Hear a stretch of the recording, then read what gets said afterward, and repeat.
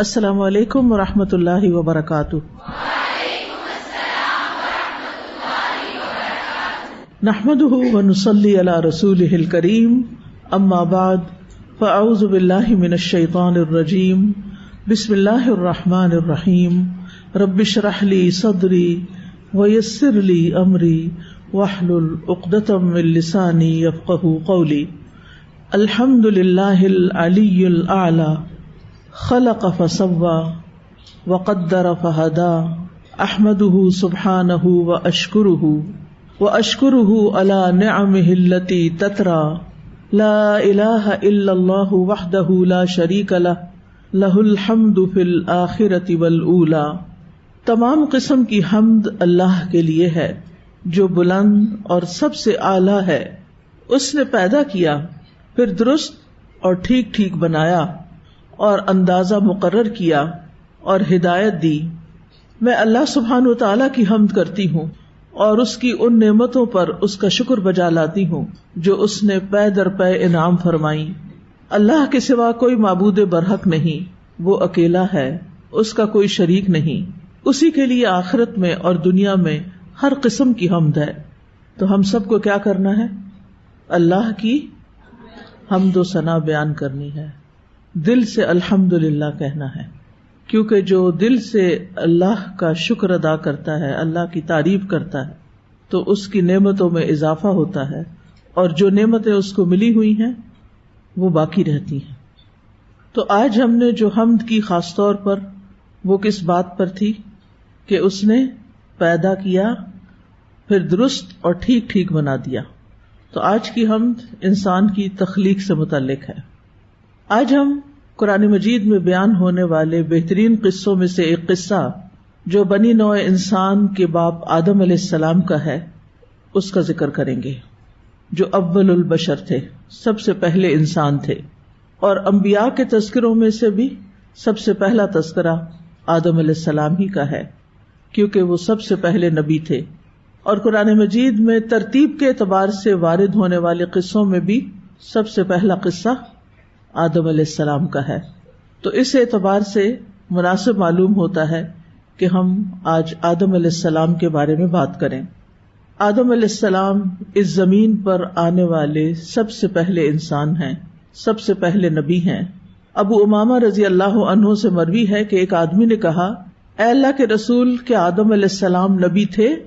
یعنی آپ سے پوچھا گیا کیا وہ نبی تھے؟ تو رسول اللہ صلی اللہ علیہ وسلم نے فرمایا ہاں، اور ان سے کلام بھی کیا گیا تھا۔ کس نے کلام کیا؟ اللہ سبحانہ تعالیٰ نے۔ عام طور پر ہم بات کرتے ہیں موسیٰ علیہ السلام کی کہ اللہ تعالیٰ نے ان سے کلام کیا، یا رسول اللہ صلی اللہ علیہ وسلم کی جن سے اللہ تعالیٰ نے کہاں کلام کیا؟ شب معراج کے موقع پر۔ تو کلام کیے جانے والے پیغمبروں میں سے ایک آدم علیہ السلام بھی ہیں جن سے اللہ تعالیٰ نے کلام کیا۔ یہ اللہ کے چنے ہوئے نبی ہیں جن کے بارے میں سورۃ آل عمران میں آتا ہے، ان اللہ اصطفیٰ آدم ونوحا وآل ابراہیم وآل عمران علی العالمین۔ بے شک اللہ نے آدم اور نوح کو اور ابراہیم علیہ السلام کے گھرانے اور عمران کے گھرانے کو جہانوں پر چن لیا، یعنی یہ اللہ کے خاص چنے ہوئے بندے تھے۔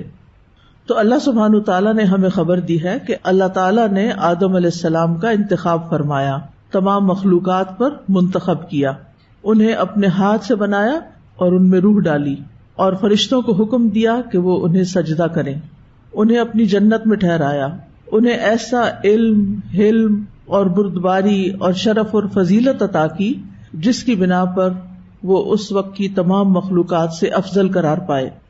اور پھر یہ کہ ان کی اولاد کو بھی اللہ تعالیٰ نے عزت بخشی۔ وَلَقَدْ كَرَّمْنَا بَنِي آدَمَ، ہم نے عزت بخشی بنی آدم کو، یعنی آدم علیہ السلام کو تو اللہ نے چنا، انہیں عزت بخشی، انہیں اپنے ہاتھ سے بنایا، اور پھر ان کی اولاد کو بھی عزت بخشی۔ تو تمام مخلوقات میں سے انسان اللہ تعالیٰ کی بہت عظیم مخلوق ہے، بہت بہترین مخلوق ہے۔ تو اس تخلیق پر ہمیں اللہ سبحانہ تعالیٰ کا شکر ادا کرنا چاہیے۔ ان کو اول البشر کہا جاتا ہے، اور ابو البشر بھی۔ ابو ہریرہ رضی اللہ عنہ سے روایت ہے کہ رسول اللہ صلی اللہ علیہ وسلم نے فرمایا، اللہ تبارک و تعالی قیامت کے دن لوگوں کو جمع کر کے فرمائے گا مومن کھڑے ہو جائیں یہاں تک کہ جنت کو ان سے قریب کر دیا جائے گا. پس وہ آدم علیہ السلام کے پاس آئیں گے اور کہیں گے اے ہمارے ابا جان، یعنی ان کو سب لوگ باپ کا درجہ دیتے ہیں، تمام انبیاء بھی اور تمام انسان بھی.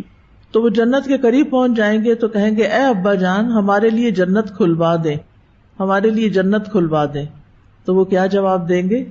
تمہیں تمہارے باپ کی غلطی نے تو جنت سے نکلوایا تھا، تو میں یہ کام کرنے والا نہیں، یعنی میں نہیں کھلوا سکتا.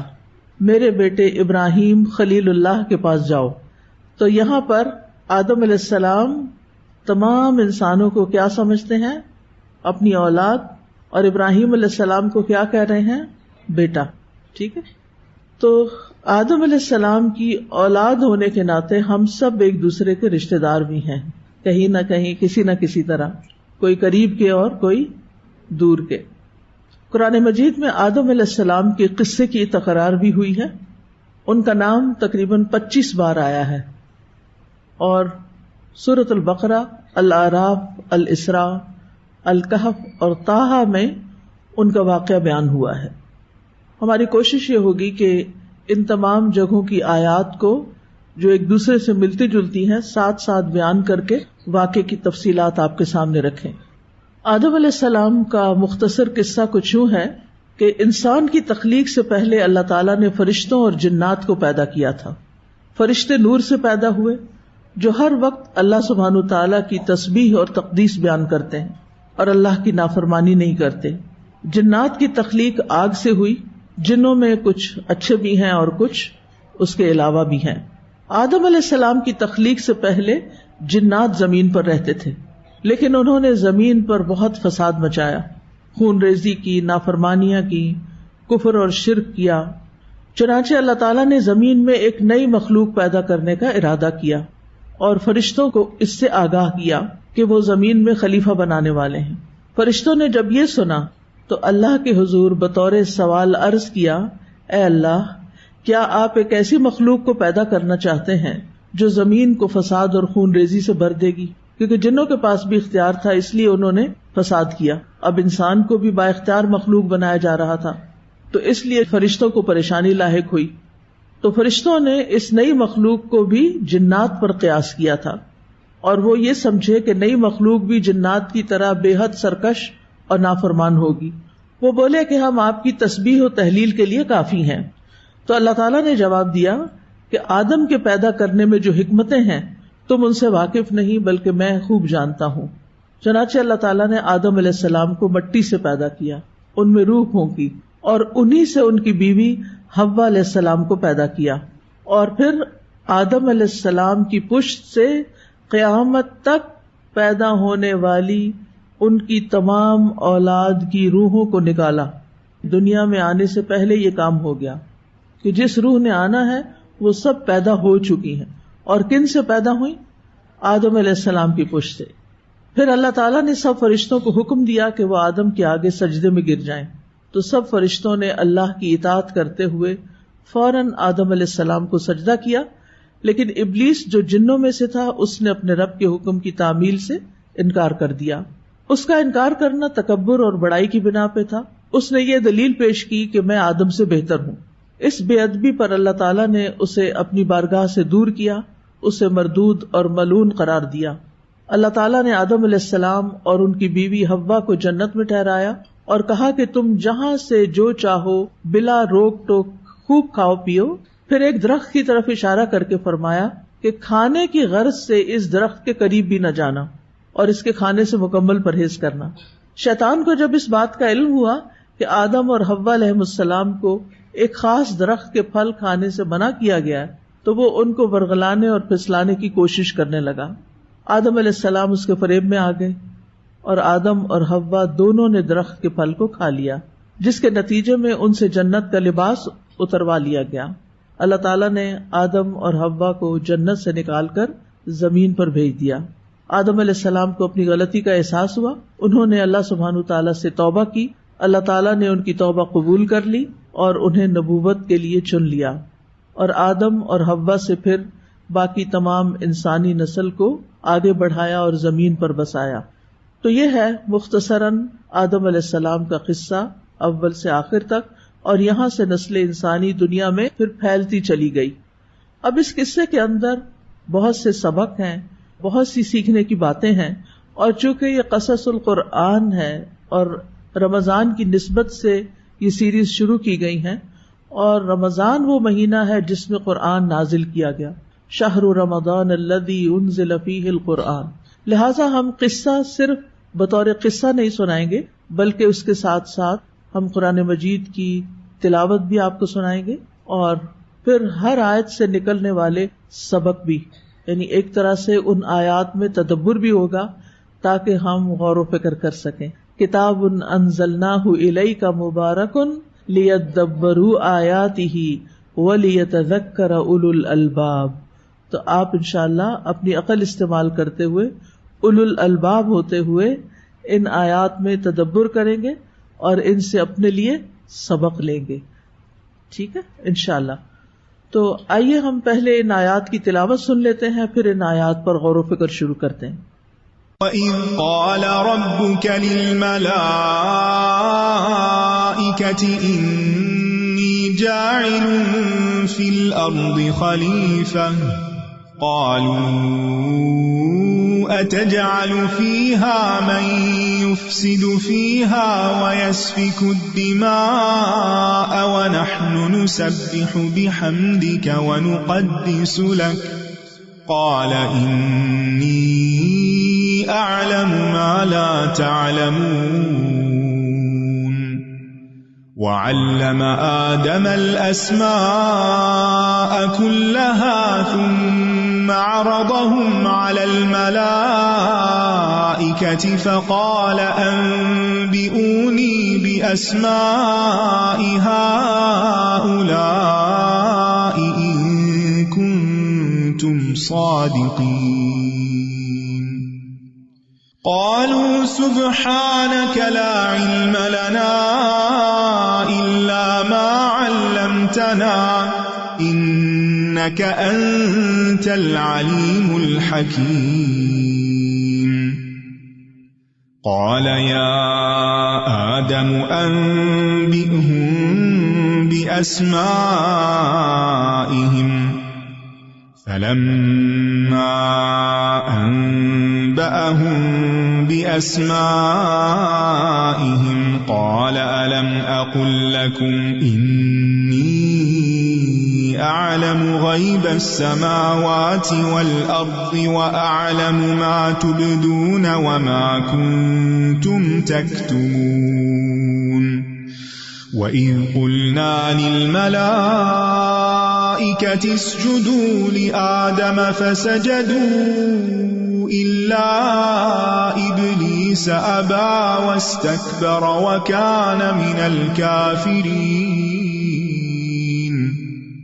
وَقُلْنَا يَا آدَمُ اسْكُنْ أَنْتَ وَزَوْجُكَ الْجَنَّةَ وَكُلَا مِنْهَا رَغَدًا حَيْثُ شِئْتُمَا وَلَا تَقْرَبَا هَذِهِ الشَّجَرَةَ فَتَكُونَا مِنَ الظَّالِمِينَ. فَأَزَلَّهُمَا الشَّيْطَانُ عَنْهَا فَأَخْرَجَهُمَا مِمَّا كَانَا فِيهِ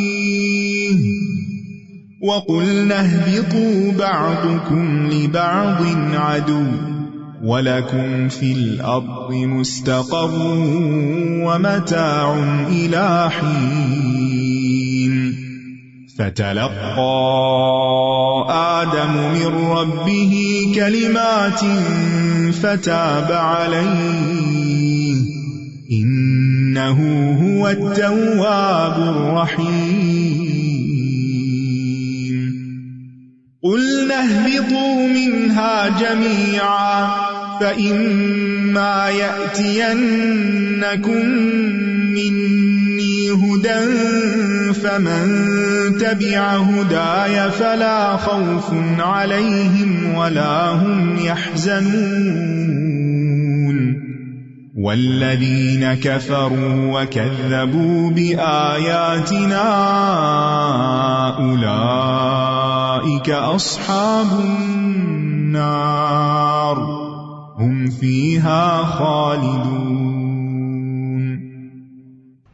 آیت نمبر 30 سے.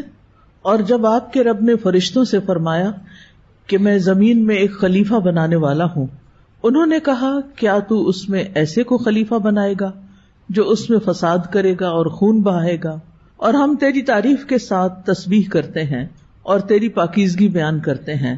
فرمایا بے شک جو میں جانتا ہوں وہ تم نہیں جانتے. وَإِذْ قَالَ رَبُّكَ لِلْمَلَائِكَةِ، اور وہ وقت یاد کرو جب آپ کے رب نے ملائکہ سے کہا. اس جو ہے اس کے اندر اذکر چھپا ہوا ہے، جس کا معنی ہے وہ وقت یاد کرو، یعنی پیچھے جاؤ، سوچو، اس وقت میں پہنچو، یعنی اپنے آپ کو اس وقت میں لے جاؤ جب یہ سب کچھ ہو رہا تھا. وہ کیوں؟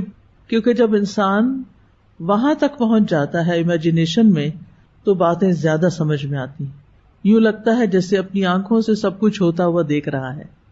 کیونکہ اللہ سبحانہ وتعالیٰ نے آدم علیہ السلام کی تخلیق کا ارادہ فرشتوں پر پیش کیا تھا، تو پھر فرشتوں نے جو کچھ کہا اس کا ذکر اس آیت میں کیا گیا ہے. فرشتے اللہ سبحانہ وتعالیٰ کی خاص مخلوق ہیں جو نور سے پیدا ہوئے ہیں، اور ملائکہ ملک کی جمع ہے جو الوکا سے نکلا ہے. الوکا کا معنی ہوتا ہے ارسال کرنا، بھیجنا. تو ملک کو ملک اس لیے کہتے ہیں کہ وہ اللہ تعالیٰ کی طرف سے بھیجا جاتا ہے. کس چیز کے لیے بھیجا جاتا ہے؟ مختلف کاموں کے لیے. تو آپ نے عقیدہ میں ملائکہ کے بارے میں پڑھا ہوگا، ایمان بالملائکہ، کہ ان کے مختلف کام ہیں، اور سورۃ فاطر میں آتا ہے کہ ان کے پروں کی تعداد بھی مختلف ہے، ان کے سائزز مختلف ہیں. تو بہرحال ان کو مختلف کاموں کے لیے ڈپیوٹ کیا جاتا ہے، بھیجا جاتا ہے. اور پھر خاص طور پر وحی الہی کو لانے والے بھی جبریل علیہ السلام ہیں، وہ بھی بھیجے گئے اللہ تعالیٰ کی طرف سے. ایک دفعہ نبی صلی اللہ علیہ وسلم نے خواہش ظاہر کی کہ جبریل علیہ السلام زیادہ کثرت سے آیا کریں ان کے پاس. تو انہوں نے کہا کہ ہم صرف اللہ کے اذن سے ہی آتے ہیں. تو اللہ سبحانہ وتعالیٰ ان پر اپنے احکامات نازل کرتے ہیں، مختلف کام ان کو دیتے ہیں، اور یہ بھاگ بھاگ کے کرتے ہیں. اور یہ ایک غیبی جہان سے تعلق رکھنے والی مخلوق ہے، اور ہمیں ان پر ایمان لانا ضروری ہے. اگر کوئی شخص ملائکہ کو نہیں مانتا تو وہ مسلمان نہیں ہوتا. یہ عالم جن و انس کے علاوہ ایک تیسری مخلوق ہے، ان کی مختلف ذمہ داریاں ہیں، مختلف کام ہیں. تو آدم علیہ السلام کی تخلیق کے بارے میں اللہ تعالیٰ نے فرشتوں کو خبر دی. دوسری جگہ پر سورۃ صاد میں فرمایا اذ قال ربک للملائکۃ انی خالق بشرا من طین. یہاں جاعل کا لفظ آیا ہے، وہاں خالق کا لفظ آیا ہے. دونوں جگہ اسم استعمال ہوا ہے. اخلق نہیں کہا، اجعل نہیں کہا. ٹھیک ہے. جاعل، علم بلاغت اور علم لغت میں اسم، یعنی ایک ہوتا ہے نا اسم اور ایک ہوتا فعل، تو یہاں اسم استعمال ہوا جاعل فاعل کے وزن پر.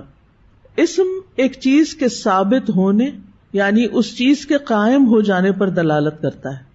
یعنی ان الامر تم وحصل واستقر وثبت وان لم يحدث فعلا. کچھ سمجھ آئی کہ یہ کام سمجھو ہو گیا، تم حصل حاصل ہو گیا، استقر قرار پکڑ گیا، ثبت ثابت ہو گیا. سارے لفظ آتے ہیں آپ کو، صرف آپ اپنے آپ کو تکلیف نہیں دینا چاہتے، سوچنا نہیں چاہتے، ایک دم اوور ویلمڈ ہو جاتے، گھبرا جاتے ہیں کہ یہی پتہ نہیں کیا کہہ دیا ہے. اس میں کوئی ہے نیا لفظ نہیں ہے نا، آتے ہیں آپ کو. وَإِن لَّمْ يَحْدُثْ فِعْلًا، اگرچہ ابھی واقع ہوا نہیں، تو فعل کے مقابلے میں اسم زیادہ قوی ہوتا ہے. یعنی ارادے کی پختگی ہے اس میں کہ یہ تو سمجھو ہو ہی گیا، یہ تو میں کرنے والا ہوں، میں نے کر ہی دیا، ایسا ہوگا. ٹھیک ہے. مثلا ایک ہوتا ہے حافظ اور ایک ہوتا ہے یحفظ. کیا فرق ہے؟ حافظ تو ہو چکا، تبھی حافظ کہتے ہیں نا کسی، اور یحفظ ابھی کر رہا ہے. ٹھیک ہے. تو اسم جو ہے یہ کسی چیز کے ثابت ہونے پر دلالت کرتا ہے. تو انی جاعل فی الارض خلیفہ، میں تو لازماً زمین میں ایک خلیفہ بنانے والا ہوں. خلیفہ کون ہوتا ہے؟ خلیفہ وہ ہوتا ہے جو کسی کی موت کے بعد یا اس کے غائب ہونے کے بعد اس کا جانشین بنے، یا وہ تمام امور خود سر انجام نہ دے سکنے کی صورت میں بعض معاملات میں اس کا نائب ہو. تو یہاں خلیفہ سے مراد اللہ کا خلیفہ لینا درست نہیں، کیونکہ اللہ سبحانہ تعالی نہ تو کہیں غائب ہوتے اور نہ ہی ان کو کبھی موت آئے گی. وہ ہمیشہ سے ہیں، ہمیشہ رہیں گے. تو اس لیے کبھی بھی اللہ کا خلیفہ نہیں ہے، ٹھیک ہے، بلکہ اس سے مراد وہ لوگ ہیں جو نسل در نسل ایک دوسرے کے جانشین بنیں گے. تو انسان کو خلیفہ بنانے کے متعلق کئی ایک اقوال ملتے ہیں تفاسیر میں. ایک ہے انسان زمین میں اللہ کا خلیفہ ہے، یعنی اللہ سبحانہ وتعالیٰ نے جو کام اس کے ذمے لگائے، یہ اس معنی میں خلیفۃ اللہ، اس میں اللہ کا جانشین ہونا مراد نہیں ہے یہاں، بلکہ الگ معنی میں کہ اللہ تعالیٰ نے جو کام اس کے ذمے لگائے ہیں کہ وہ زمین کو آباد کرے، اس کو تعمیر کرے اور سڑکیں بنائے، نہریں کھودے، یہ کام کوئی اور مخلوق نہیں کر سکتی، نہ جنات کر سکتے ہیں اور نہ فرشتے کرتے ہیں، نہ پرندے، نہ ہی شیر، گیدڑ وغیرہ، وہ یہ نہیں کام کرتے. یہ کام کون کرے گا؟ انسان کرے گا، یعنی زمین کو آباد کرنے کا کام. تو اس معنی میں خلیفہ کا لفظ استعمال ہوا ہے کہ جو کام اس کے ذمے لگائے جائیں گے وہ کام کرے گا، اور کام اللہ سبحانہ تعالیٰ کی طرف سے ایک طرح سے اس کو الہام کیے جائیں گے. دوسرا ہے آدم علیہ السلام اپنے سے پہلے کی مخلوق کے نائب ہیں، اور پہلے کی مخلوق کون ہے؟ جنات. تیسرا انسان ایک دوسرے کا خلیفہ، یعنی ایک انسان دنیا میں آتا ہے، اپنا کام کرتا ہے، پھر وہ بچے پیدا کرتا ہے، تو وہ بچے اس کے کیا بن جاتے ہیں؟ جانشین، جو اس انسان کے فوت ہونے کے بعد یا کہیں چلے جانے کے بعد اس کے مال و متاع اور اس کی ذمہ داریوں اور وہ کام جو کر رہا ہے اس کو آگے لے کے بڑھتے ہیں. ایک اور معنی بھی کیا گیا ہے، اور وہ ہے کہ انبیاء نائب ہیں اور باقی انسان ان کے تابع ہیں، یعنی انبیاء کو اصل کام سپرد کیا گیا اور باقی لوگ جو انبیاء کہتے ہیں اس کے مطابق کرتے ہیں. جیسے کسی ملک کی حکومت چلانے کے لیے ایک ذمہ دار ہوتا ہے اور باقی لوگ اس کی بات سنتے ہیں.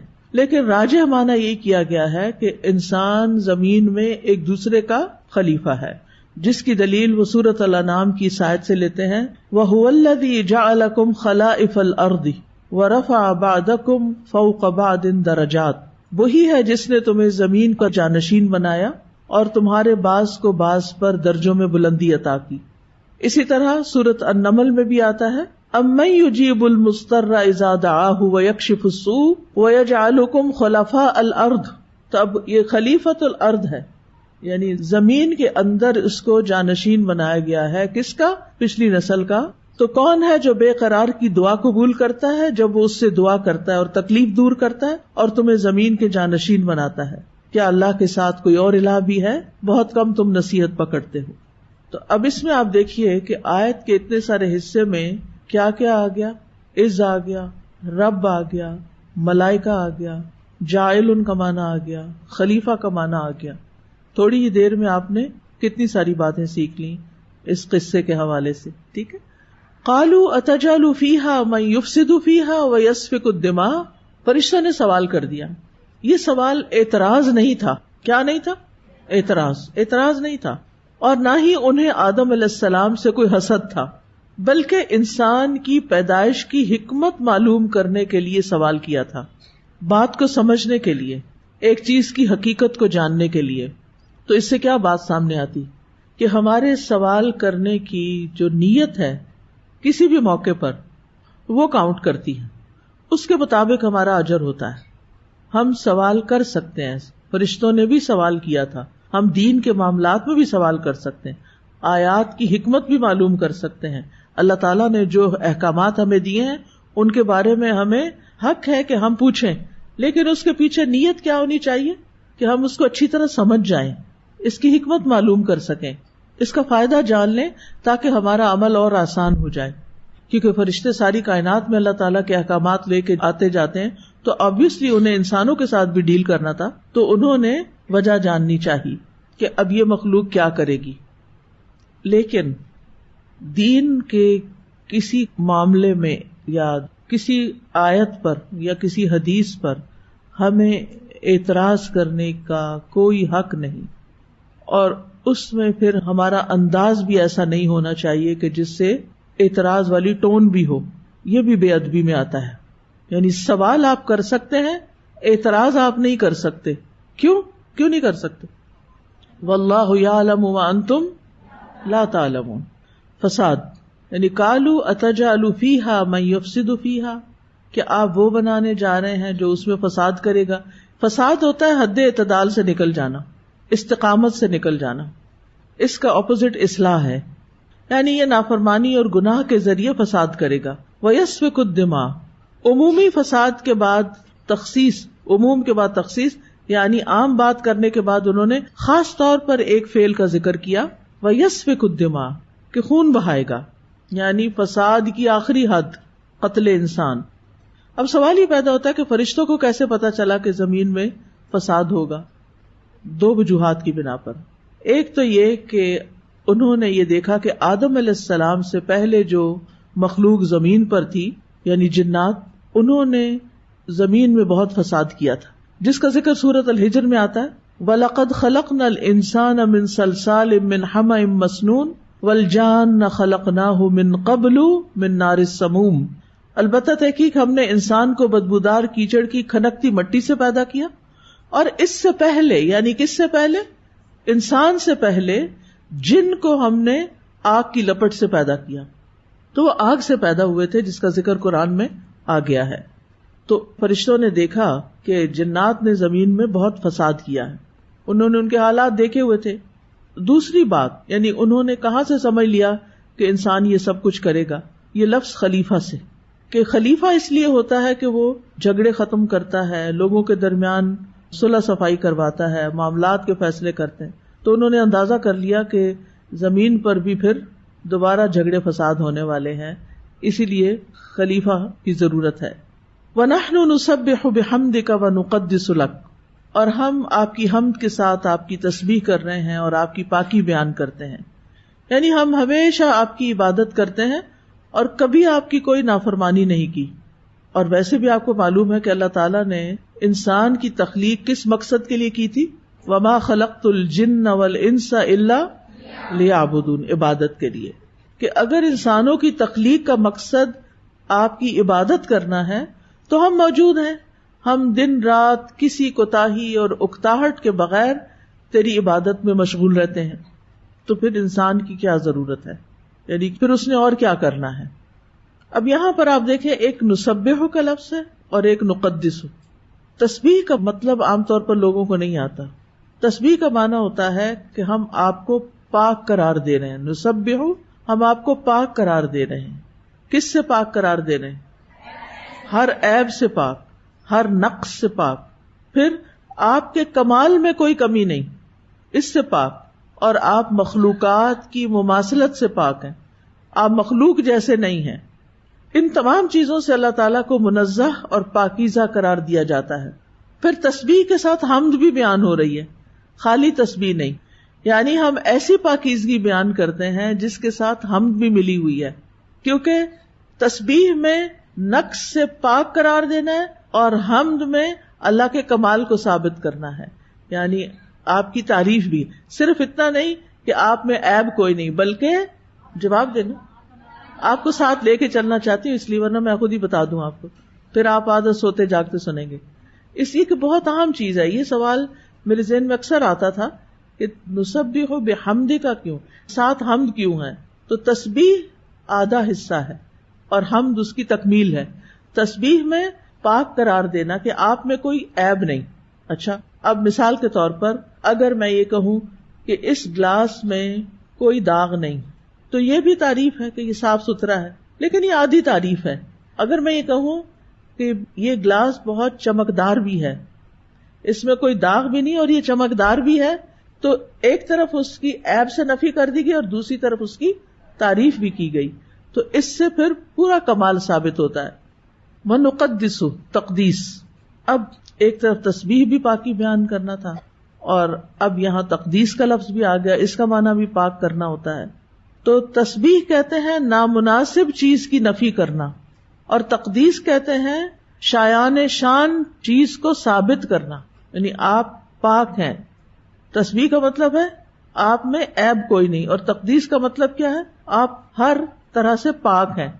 تو قدوس سے مراد وہ ذات ہوتی ہے جو دوسروں کی شرکت کی محتاجگی اور شرک جیسی نجاستوں سے پاک ہوتی ہے. اور پھر یہاں یہ بھی کہا گیا نقدس لک، اور یہ جو لک ہے، یہ اس میں لام جو ہے یہ اختصاص کے لیے ہے، یعنی آپ ہی کے لیے، خالصتاً آپ کے لیے. اتنا بھی اگر کہتے نا نسبح بحمدک و نقدس، بات ہو جاتی، لیکن نقدس لک، آپ ہی کی، صرف آپ کی پاکیزگی ہم بیان کرتے ہیں، آپ کی تقدیس بیان کرتے ہیں، اور یہ فرشتوں کی خاص صفت ہے اور یہ فرشتوں کی غذا ہے. وَإِنَّا لَنَحْنُ الْمُسَبِّحُونَ، اور بے شک ہم تو تسبیح کرنے والے ہیں، یعنی اپنے کاموں کے ساتھ ساتھ وہ کیا کرتے ہیں؟ تسبیح کرتے رہتے ہیں. تو آپ بھی فرشتے بن جائیں، ذرا اپنے کاموں کے ساتھ ساتھ تسبیح بھی کیا کریں، ذکر بھی کیا کریں. کچھ فرشتے اللہ تعالیٰ کا عرش اٹھائے ہوئے ہیں، ہر وقت اٹھائے ہوئے ہیں، کام میں لگے ہوئے ہیں، لیکن اس کے ساتھ ساتھ کیا کرتے ہیں؟ تسبیح کرتے ہیں، دعائیں بھی کرتے ہیں. الذین یحملون العرش ومن حولہ یسبحون بحمد ربہم ویؤمنون بہ. اچھا، آپ میں سے کس کس کو عادت ہے روٹی پکاتے ہوئے تسبیح کرنے کی؟ الحمدللہ کچھ لوگوں کے ہاتھ کھڑے ہوئے ہیں. باقی ہاسٹل کے لوگ ہوں گے، ان کو کبھی پکانے کی ضرورت ہی نہیں، ان کو تو من و سلوہ ملتا ہے، لیکن ان کی اور بہت سی ڈیوٹیاں ہیں، وہ صفائی ستھرائی کا کام کافی کرتے رہتے ہیں. تو جب آپ اپنے کمرے کو صاف کریں، اپنے ہاسٹل کو صاف کریں، تو ساتھ ساتھ آپ نے کیا کرنا؟ تسبیح. کچھ لوگ بس یہ کرتے ہیں کہ وہ رقیہ لگا چھوڑتے ہیں یا پھر کوئی تلاوت لگا دیتے ہیں، وہ بھی اچھی بات ہے، لیکن صرف پیسو لسننگ کرنا کافی نہیں ہوتا. ٹھیک ہے، اپنی زبان سے بھی کچھ نہ کچھ پڑھا کریں، اور یہ عادت ڈیولپ کریں.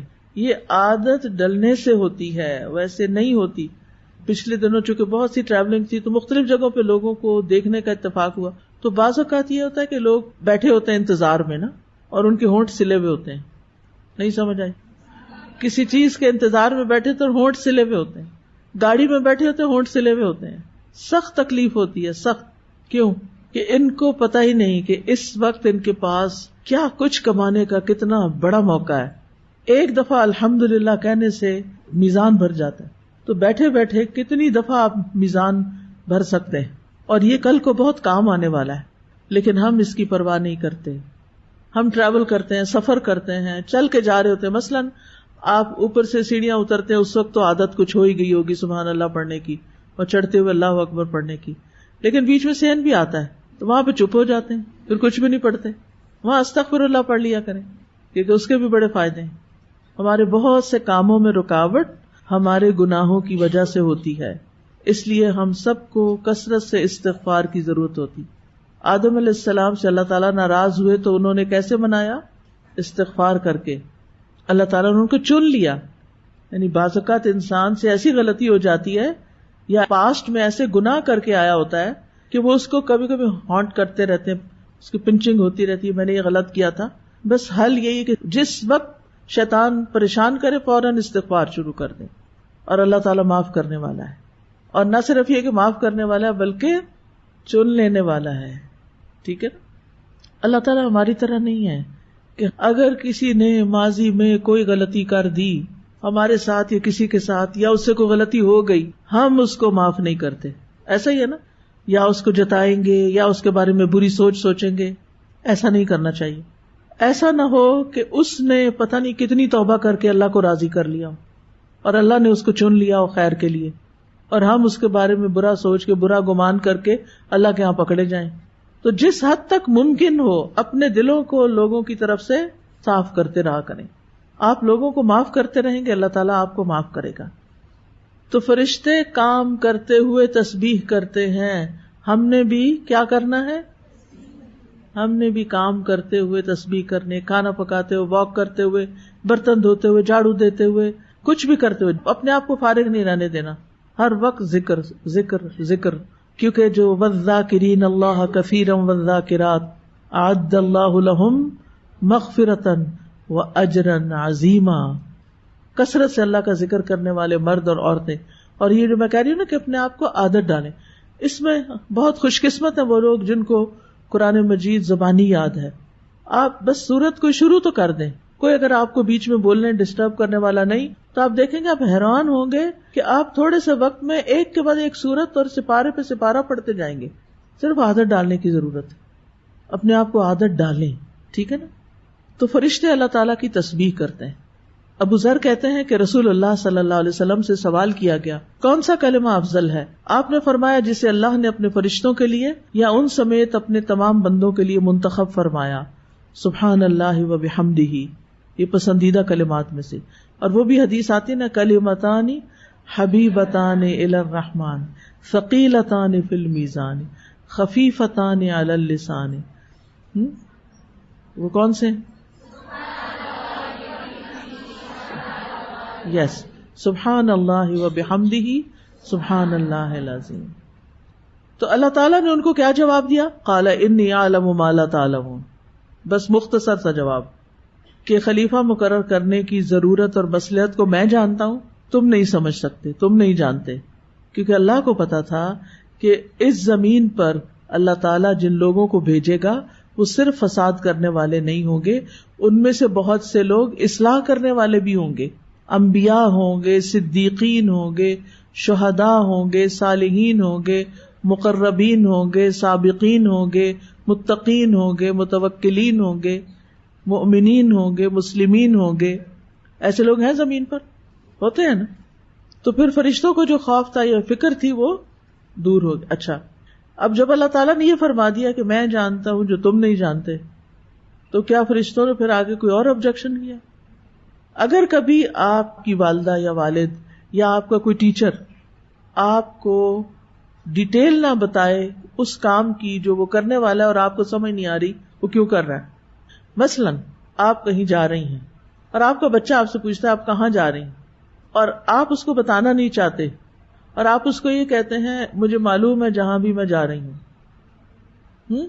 تو یہ نہ جھوٹ ہوگا، ٹھیک ہے نا، اور ضروری بھی نہیں کہ آپ ہر چیز بتائیں. بعض اوقات نہیں بتائی جا سکتی، ہر بات نہیں بتائی جا سکتی، اور ہر وقت موقع بھی نہیں ہوتا. اور اس حکمت کو بھی یہاں سے سیکھیں. جب ہم دیکھتے ہیں کہ کسی کے لہجے میں کوئی ایسا سوال ہے جو ہمارے کسی کام کے بارے میں ہے، ہماری کسی ذات کے بارے میں ہے، تو ہمارا رویہ کیا ہوتا ہے اس وقت؟ ہم کیا کرتے ہیں؟ ہم اپنے آپ کو ڈیفینڈ کرنا شروع کر دیتے ہیں. ہر وقت ڈیفینسو موڈ میں ہونے سے نکل آئیں، اپنے اندر کانفیڈنس پیدا کریں. آپ کو پتا ہونا چاہیے آپ کوئی کام کیوں کر رہے ہیں. اور یہ خاص طور پر دین کے داعیوں کے حوالے سے یہ بات کہوں گی کہ جو لوگ دین کی دعوت کا کام کرتے ہیں، بعض اوقات ان کے اپنے گھر والے ہی نہیں سمجھتے کہ وہ کیوں کر رہے ہیں اور یہ کیا کر رہے ہیں اور اس کام کا کیا فائدہ ہے. لہٰذا آپ ان کو ایک دفعہ سمجھاتے ہیں، 2 دفعہ سمجھاتے ہیں، پھر تیسرے دن پھر وہی اعتراض شروع کر دیتے ہیں. تمہیں کتنی تنخواہ مل رہی ہے، اس سے تمہیں کیا مل رہا ہے، تمہیں کیا فائدہ ہوگا. تو اس وقت پھر عام طور پہ لوگ کیا کرتے ہیں؟ ڈیفینسو ہو جاتے ہیں یا غصے میں آ جاتے ہیں یا اریٹیٹڈ ہو جاتے ہیں کہ آپ کیوں مجھے روز یہ بات کرتے ہیں. ٹھیک ہے. اچھا، اس کا یہ مطلب نہیں کہ ہم کسی وقت کسی بات کی وضاحت ہی نہ کریں اور ہر وقت یہی بات کہنا شروع کر دیں کہ مجھے پتا ہے. میں یہ صرف ایک خاص سچویشن کی بات کر رہی ہوں. موقع کی مناسبت سے آپ صرف اتنی سی بات کر دیں جس سے دوسرے کو کچھ نہ کچھ جواب مل جائے. کسی اور وقت میں اس کی تفصیل بھی بتا دیں تاکہ دوسرے کو تسلی ہو جائے. لیکن ہر وقت ہر بات کی صفائی دینا ضروری نہیں ہوتا، کیونکہ کچھ لوگ اتنا تنگ کرتے ہیں، وہ کہتے ہیں نہیں بس ہم ذرا کلیئر کرنا چاہتے ہیں. یہ جو کلیئر کرنا ہے نا، یہ بڑا وقت ضائع کرنے والا کام ہوتا ہے.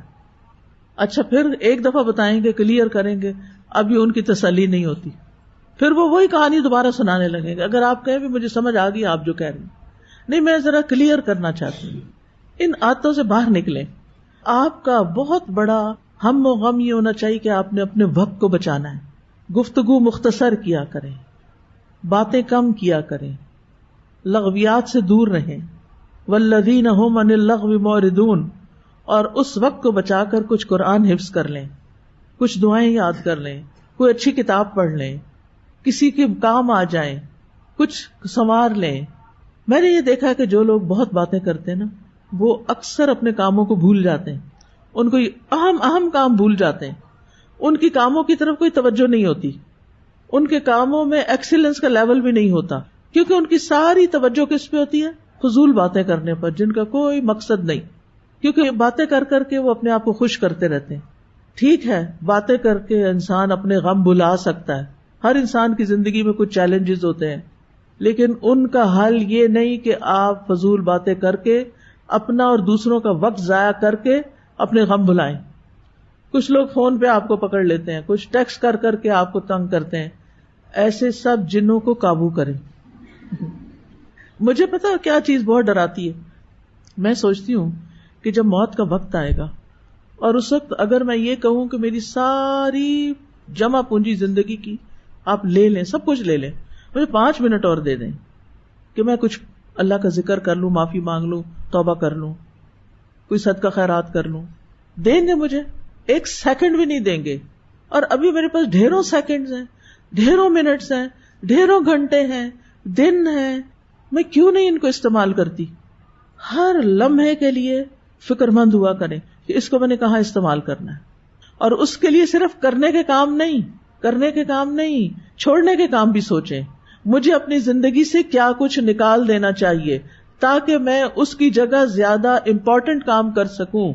کون سے کام ایسے ہیں جو میرے علاوہ کوئی اور بھی کر سکتا ہے, وہ دوسرے کر رہے ہیں, مجھ سے بہتر کر سکتے ہیں, مجھے وہ کرنا چاہیے جو وہ نہیں کر سکتے. زندگی کو گنوائیں نہیں, اپنے آپ کو ضائع مت کریں, کسی دھوکے میں نہ رہیں کہ یہ جوانی ہمیشہ رہے گی اور یہ طاقت ہمیشہ رہے گی اور یہ وسائل ہمیشہ رہیں گے. ہمیں اگلے لمحے کا نہیں پتا ہمارے ساتھ کیا ہونے والا ہے. لہٰذا جن کاموں کی آپ کو حسرت ہے نا, ایک حسرت میں نے سب میں دیکھی ہے, اگرچہ اس کو پورا کرنے کے لیے کوئی خاص کوشش نہیں ہوتی, کاش ہم حافظ قرآن ہوتے. یہ اکثر لوگوں کو میں نے قریب سے دیکھا ہے, سنا ہے. آپ دعا کریں ہم بھی حفظ کر لیں, صرف ہماری دعاؤں سے آپ نہیں کرنے والے جب تک آپ خود سنجیدہ فیصلہ نہیں کرتے, کیونکہ ما ہوا بالہزل, یہ کوئی کھیل تماشے کی چیز نہیں, یہ ایک سنجیدہ معاملہ ہے. اس کے لیے آپ کو سنجیدگی اختیار کرنی ہے, اس کے لیے آپ کو اپنا وقت نکالنا ہے. لہذا کیا کرنا ہے؟ فضول چیزوں کو زندگی سے باہر نکالنا ہے, وقت ضائع کرنے والے لوگوں سے بچ کے رہنا ہے, اور ایسے لوگوں کا ساتھ اختیار کرنا ہے جو اپنے وقت کو بہترین طریقے سے استعمال کرتے ہوں. ان کے پاس رہ کے سیکھیں وہ کرتے کیا ہیں. قال انی اعلم ما لا تعلمون. اس وقت اللہ تعالیٰ نے بس اتنی بات کہہ کے بات ختم کر دی کہ میں جانتا ہوں جو میں کرنے والا ہوں. آپ بھی جو کچھ کر رہے ہیں اس کے بارے میں آپ کو پتا ہونا چاہیے آپ کیوں کر رہے ہیں. مثلاً یہ کورس کر رہے ہیں, کیوں کر رہے ہیں؟ اس لیے کہ امی نے بھیج دیا تھا, زبردستی چھوڑ گئی تھی, اس لیے کہ کوئی اور کام نہیں تھا تو میں نے کہا چلو یہی کر لیتی ہوں, فارغ وقت ہے. کیوں کر رہی, اور اس کے کرنے کے بعد میں نے کیا کرنا ہے, آگے کی ابھی سے سوچ کے رکھیں. یہ نہیں کہ وہ جو پنجابی میں کہتے ہیں نا, ویڑے آئی جنج تو ونو کڑی دے کن. کیا مطلب ہے اس کا؟ کہ جو برات آ جائے تو وہ کانٹے پہنانے ہوتے ہیں نا دلہن کو, تو وہ تو سوراخ ہی کوئی نہیں ہے, جلدی سے سوراخ کرو. اب وہ بیچاری کا حال کیا ہوگا, کانوں سے بھی خون بہ رہا ہوگا, اور پھر وہ کانٹے جو پہن کے جائے گی تو بخار بھی ضرور چڑھے گا. تو اس لیے پہلے سے پلان کریں, آگے کیا کرنا ہے, کل کیا کرنا ہے, اگلے سال کیا کرنا ہے, اس کے بعد کیا کرنا ہے. اگر نہیں کریں گے پیچھے رہ جائیں گے. انی اعلم ما لا تعلمون. اور کبھی کبھی جب لوگ بڑی تنقیدیں کریں نا تو یہ جملہ یاد رکھیں, انی اعلم ما لا تعلمون, مجھے پتا ہے جو میں کر رہی ہوں.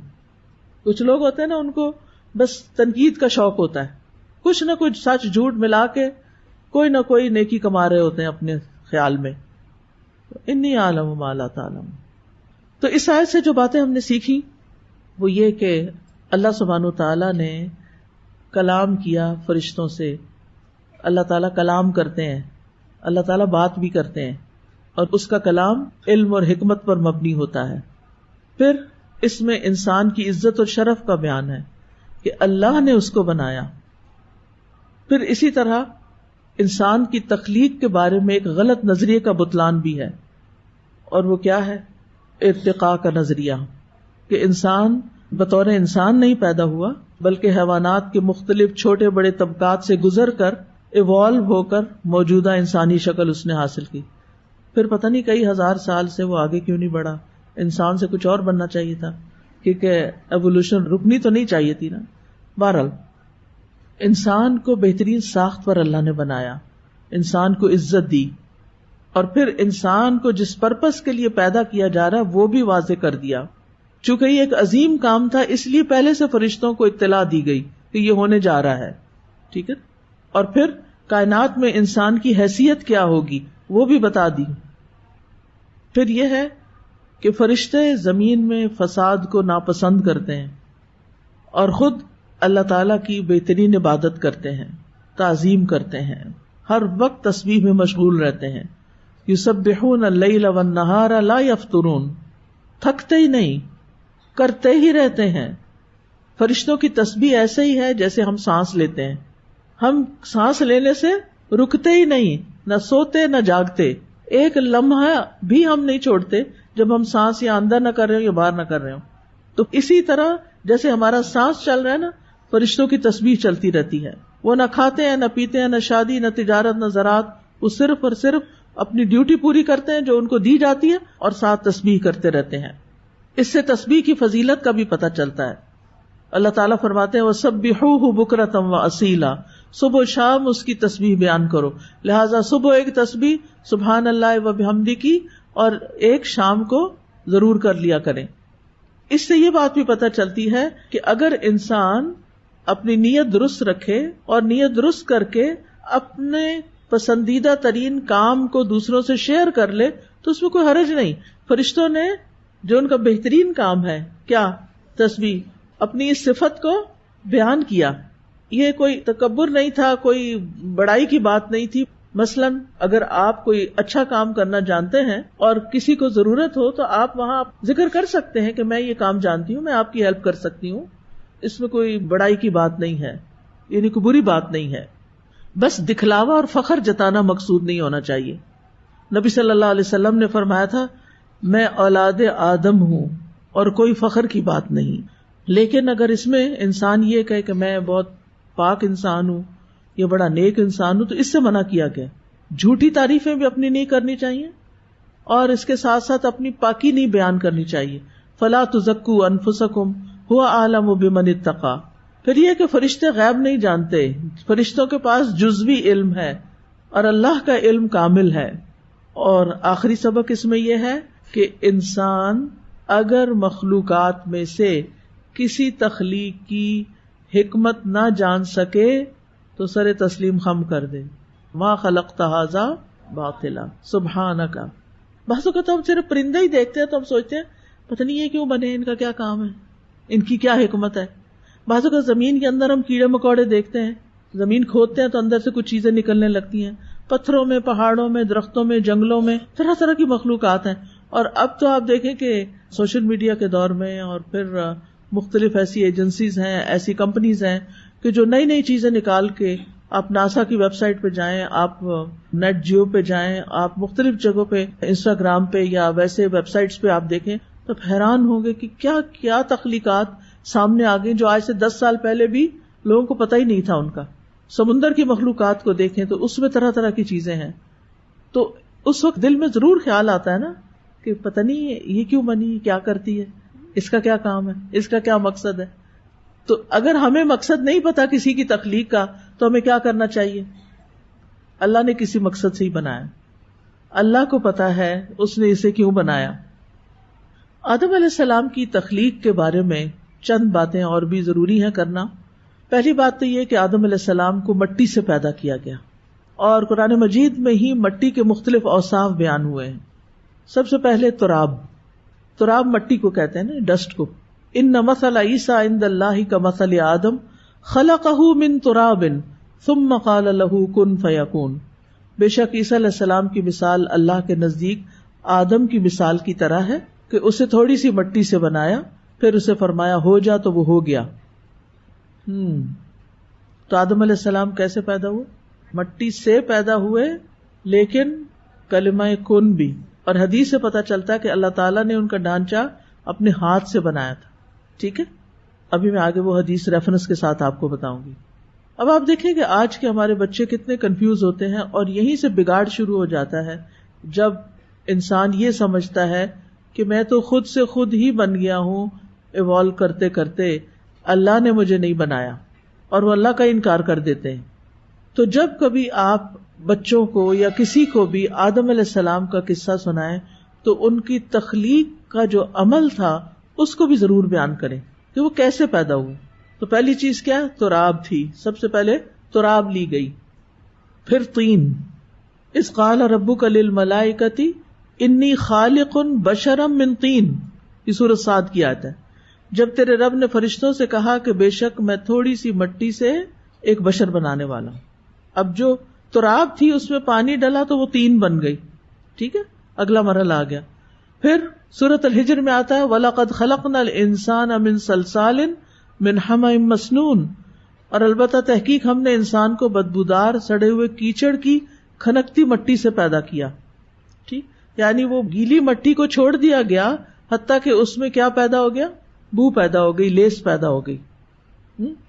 پھر سورۃ الرحمن میں آتا ہے خلق الانسان من صلصال کالفخار، اس نے انسان کو بجنے والی مٹی سے پیدا کیا جو ٹھیکری کی طرح، جیسے گھڑا وغیرہ ہوتا ہے نا اس میں سے آواز آتی ہے اگر آپ اس کو ٹکوریں، یعنی اس طرح. تو عربی زبان میں خشک مٹی کو تراب کہتے ہیں، گیلی مٹی کو طین کہتے ہیں، مدت تک پڑی رہے اور سیاہ ہو جائے تو حما کہتے ہیں، اور بدبو آنے لگے تو حمائن مسنون کہتے ہیں، خشک ہو کر کھن کھن بجنے لگے تو سلسال کہتے ہیں. اور مسنون کا ایک معنی یہ بھی ہے جس کی تصویر بنائی گئی ہو، اور مسنون کا ایک معنی ملائم اور نرم بھی ہے. تو آدم علیہ السلام کی پیدائش کی ترتیب یہاں سے پتہ چلتی ہے کہ سب سے پہلے اللہ تعالیٰ نے پوری زمین سے مٹی لی اور پھر پانی ڈالا اور پھر چھوڑ دیا اور وہ لیسدار ہو گئی، کالی سیاہ ہو گئی، اس میں بو آنے لگی، اور پھر اس کو ڈھانچے کی شکل میں بنایا گیا اور ڈھانچہ سوکھ کر کھن کھن بجنے لگا. اس کے بعد اس میں روح پھونکی گئی. تو زمین کی مٹی کے مختلف رنگ ہیں. اگر آپ ٹریول کریں نا تو ایون پاکستان کے اندر بھی مختلف پہاڑوں کے رنگ مختلف ہیں، مٹی کے رنگ بھی مختلف ہے. کہیں یلو مٹی ہے سنہری رنگ کی، کہیں لال مٹی ہے، کہیں براؤنش جیسے ہمارے ہاں عام طور پہ پائی جاتی ہے، کہیں ڈارک کلر ہے، کہیں لائٹ کلر ہے. تو رسول اللہ صلی اللہ علیہ وسلم نے فرمایا آدم علیہ السلام 3 طرح کی مٹی سے بنائے گئے، 3 طرح کی مٹی سے، سیاہ، سفید اور سرخ. ایک اور حدیث میں آتا ہے مسند احمد کی، اللہ عز و جل نے آدم کو ایک مٹھی مٹی سے پیدا کیا تھا جو اس نے ساری زمین سے اکٹھی کی تھی. ایک مٹھی مٹی سے پیدا کیا جو ساری زمین سے اکٹھی کی گئی. یہی وجہ ہے کہ بنی آدم زمین ہی کی طرح ہیں، کچھ سفید ہیں، کچھ سرخ ہیں، کچھ سیاہ فام ہیں، کچھ اس کے درمیان. اس طرح کچھ خبیث ہیں، کچھ عمدہ ہیں، کچھ نرم ہیں، کچھ غمگین ہیں اور کچھ ان کے درمیان، یعنی مزاج کے اعتبار سے بھی فرق ہے ان میں.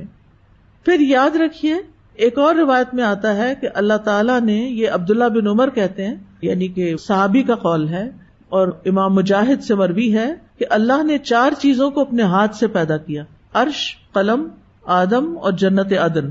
پھر تمام مخلوقات سے کہا ہو جا تو وہ ہو گئی، یعنی باقی ساری مخلوق کو کن کہہ کے پیدا کیا. اب یہاں پر یہ جو آدم اور جنت اور یہ عرش وغیرہ ہیں، جنت کی ایک اور جگہ پہ یہ وضاحت آتی ہے جنت عدن کے بارے میں کہ ایک اینٹ سونے کی رکھی، ایک چاندی کی رکھی اور مسک کی کستوری کا گارا. اور اس طرح اللہ تعالیٰ نے اپنے ہاتھ سے جنت عدن کو بنایا. اب آدم علیہ السلام کا جو ڈھانچہ تھا وہ اللہ تعالیٰ نے خود اپنے ہاتھ سے بنایا اور پھر روح پھونکی اور وہ کن کہہ کے یا جیسے بھی، کیونکہ آیت میں پیچھے آیا ہے کہ آدم علیہ السلام کی تخلیق کے وقت بھی کن کہا گیا تھا، ہو جا، اور بس ہو گئے. آدم علیہ السلام کو سب سے بہترین صورت پر پیدا کیا گیا. سورۃ الاعراف میں آتا ہے وَلَقَدْ خَلَقْنَاكُمْ ثُمَّ صَوَّرْنَاكُمْ ثُمَّ قُلْنَا لِلْمَلَائِكَةِ اسْجُدُوا لِآدَمَ فَسَجَدُوا إِلَّا إِبْلِيسَ لَمْ يَكُن مِّنَ السَّاجِدِينَ. اور یقیناً ہم نے تمہیں پیدا کیا، پھر ہم نے ہی تمہاری صورت بنائی، پھر ہم نے فرشتوں سے کہا کہ آدم کو سجدہ کرو تو سب نے سجدہ کیا سوائے ابلیس کے، وہ سجدہ کرنے والوں میں نہ ہوا. تو خلقناکم ثم صورناکم، اللہ تعالیٰ نے آدم علیہ السلام کی تخلیق کو اپنی طرف منسوب کیا ہے. ٹھیک ہے، حدیث میں آتا ہے، مسند احمد کی روایت ہے، اللہ تعالیٰ نے آدم علیہ السلام کو اپنی صورت پر پیدا کیا. علی صورت ہی، اس کے 2 معنی ہیں، یعنی آدم علیہ السلام کو ان کی جو شکل اللہ نے سوچی تھی اس کے مطابق پیدا کیا، یعنی آدم علیہ السلام کی صورت پر پیدا کیا. یہ وہی صورت تھی جو ان کی پیدائش سے لے کر موت تک تھی، ان کے قد و قامت میں کوئی فرق نہیں آیا، یعنی اور لوگوں کے برعکس ان کی حالت تبدیل نہیں ہوئی، کیونکہ آدم علیہ السلام کے علاوہ باقی لوگ پہلے نطفہ ہوتے ہیں، پھر جمع ہوا خون، پھر گوشت کا ٹکڑا بنتے ہیں، پھر ماں کے شکم میں جنین یعنی حمل کی صورت میں ہوتے ہیں، پھر پیدائش کے بعد پہلے بچے بنتے ہیں، پھر جوان مرد بن جاتے ہیں، پھر ان کی جسامت مکمل ہوتی، پھر بڑھاپے کی طرف جاتے ہیں. آدم علیہ السلام جیسے بنے تھے ڈے 1 پہ، وہ بچے نہیں تھے، بچے کی شکل میں نہیں پیدا کیا بلکہ جوان مرد کی شکل میں پیدا کیا، اور وہ موت تک ایسے ہی رہے. ٹھیک ہے.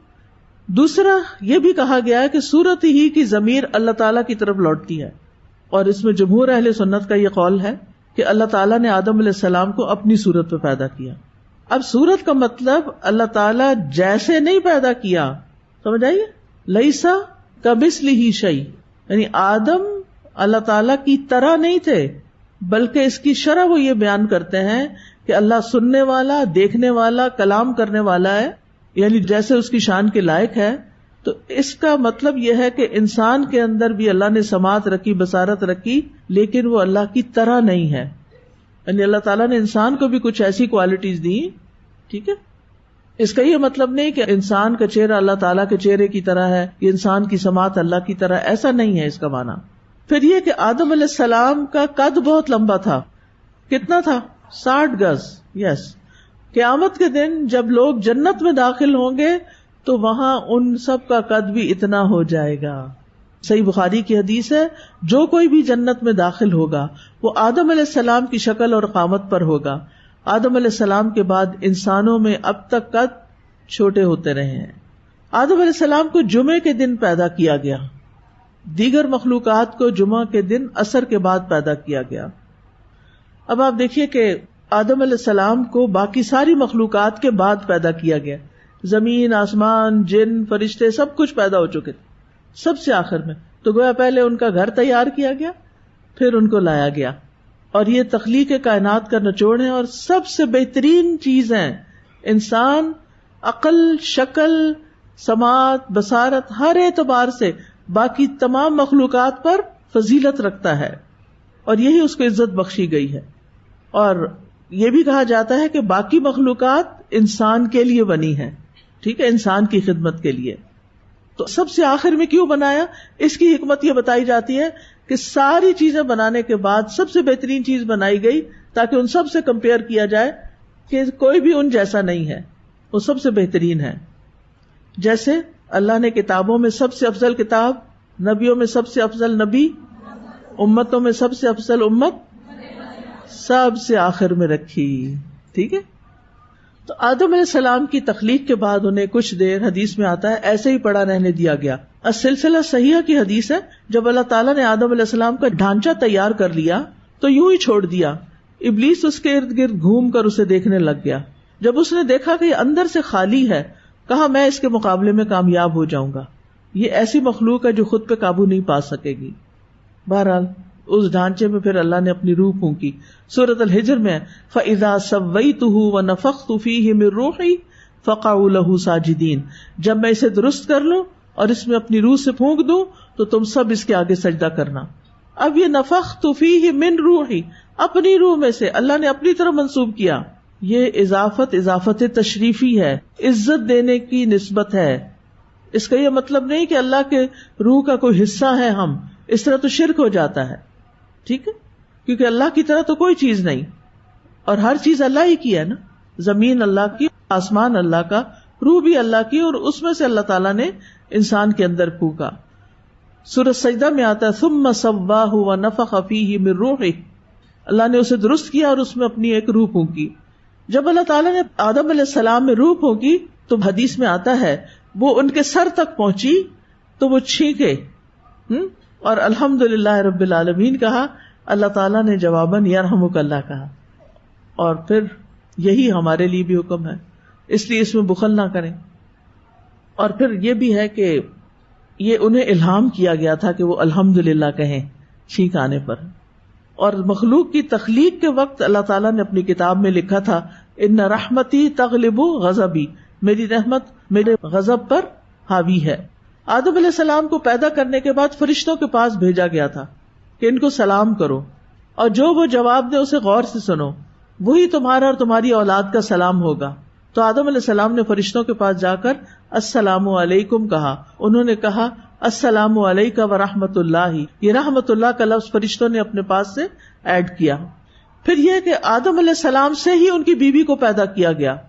یا ایھا الناس اتقوا ربکم الذی خلقکم من نفس واحدۃ وخلق منها زوجها، اے لوگو ڈرو اپنے رب سے جس نے تمہیں ایک جان سے پیدا کیا اور اسی سے اس کا جوڑا بنایا. ٹھیک ہے، حدیث میں آتا ہے جب اللہ تعالیٰ نے آدم علیہ السلام کو پیدا کیا تو انہیں مٹی اور پانی سے پیدا کیا اور حوا علیہ السلام کو ان کی چھوٹی پسلی سے پیدا کیا. پھر آدم علیہ السلام سے تمام انسانوں کی تخلیق ہوتی ہے. وَهُوَ الَّذِي أَنشَأَكُم مِّن نَّفْسٍ وَاحِدَةٍ. پھر یہ بات بھی یاد رکھیے کہ قیامت تک آنے والی تمام روحیں پیدا کر دی گئی ہیں. یہ سنن ترمذی کی روایت ہے. روحیں لشکر کی طرح ہیں، جس نے وہاں ایک دوسرے کو پہچانا یہاں آ کے بھی پہچانتا ہے اور ایک دوسرے سے محبت کرتے ہیں، اور جو وہاں نہیں پہچان سکی وہ یہاں بھی ایک دوسرے سے بیگانہ رہتی ہیں. یہ بات بھی یاد رکھیے کہ آدم علیہ السلام سے نیک اور بری روحیں نکلی. اور پھر یہ ہے کہ اللہ تعالیٰ نے اپنی مخلوق کو اندھیرے میں پیدا کیا، پھر اسی دن ان پر نور ڈالا. جس پہ وہ نور پڑ گیا وہ ہدایت پا گیا، جسے وہ نور نہ ملا وہ گمراہ ہو گیا. پھر یہ کہ سب انسان آدم کی اولاد ہیں، لہذا کیا کرنا چاہیے؟ سب کے ساتھ اچھا معاملہ، کسی کو جانتے ہو یا نہ جانتے ہو سلام کرتے جایا کریں. آدم علیہ السلام کو ان کی تمام اولاد دکھائی گئی. اللہ تعالیٰ نے اولاد آدم سے عہد بھی لیا تھا. وہ عہد کون سا تھا؟ عہد الست. الحمدللہ کہ آپ کو تو بہت اچھی طرح پتا ہے. آج کے لیے اتنا ہی کافی ہے. یہ آدم علیہ السلام کی تخلیق سے متعلق بات ہے کہ کس طرح پیدا ہوئے. جزاکم اللہ خیرا. سبحانک اللہم وبحمدک اشہد ان لا الہ الا انت استغفرک واتوب الیک. السلام علیکم ورحمۃ اللہ وبرکاتہ.